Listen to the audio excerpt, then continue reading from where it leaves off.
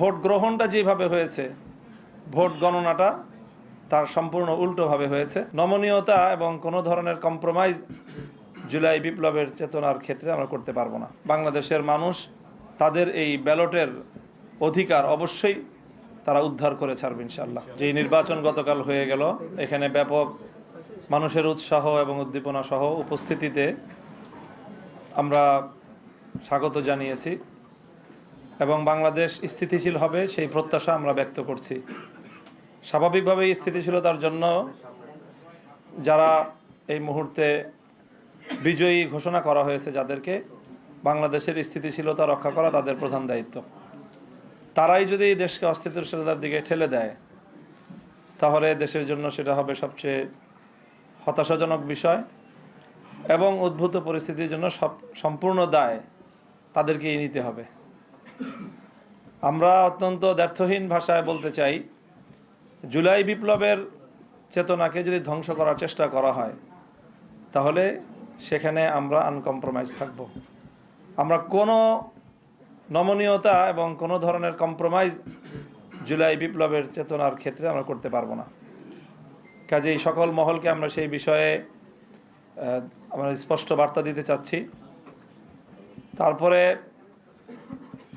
ইলেকশনটার যে বিষয়ে আমরা আমাদের গতকাল থেকে আজকে বলে আসছি আমরা তো আমাদের ইতিবাচকভাবেই আমরা ব্যক্ত করতে চাচ্ছি প্রতিক্রিয়া, কিন্তু পরিষ্কার যে ইলেকশনটা তো একটা সময় পর্যন্ত অথবা ভোট গ্রহণ হওয়া পর্যন্ত মোটামুটি দৃশ্যমান রাখা হয়েছে, কোনো গণ্ডগোল যেন না হয়।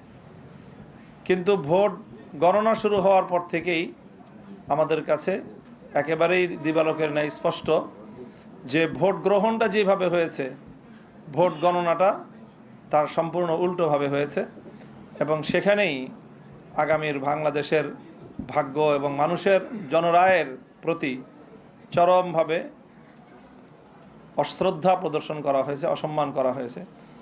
এটা যারা করেছেন বাংলাদেশের কাছে তাদেরকে দায়ী থাকতে হবে ইনশাল্লাহ।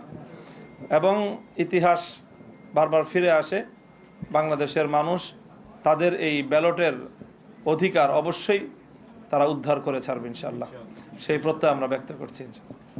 জি, ধন্যবাদ।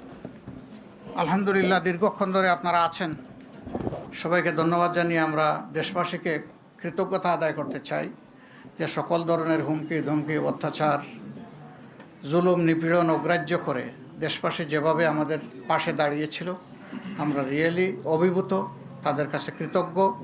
এবং দেশবাসী আপনারা যেহেতু আমাদের পাশে দাঁড়িয়েছেন দেশের স্বার্থে, জনগণের স্বার্থে, আমরা আবার অঙ্গীকার ব্যক্ত করছি আমরা খুবই দৃঢ়ভাবে আপনাদের সাথে থাকব এবং আপনাদের কোনো অধিকারের সাথে আমরা কম্প্রোমাইজ করব না। অধিকার আদায় করাই হবে আমাদের নৈতিক দায়িত্ব। এ লড়াই আমাদের অব্যাহত থাকবে ইনশাআল্লাহ। সংশ্লিষ্ট সকলকেই আমরা আন্তরিক ধন্যবাদ জানিয়ে এখানেই শেষ করছি। আসসালামু আলাইকুম। আজকে আর কোনো প্রশ্ন নিচ্ছি না, আমরা আজকে নিচ্ছি না কোনো প্রশ্ন। Thank you. আসসালামু আলাইকুম।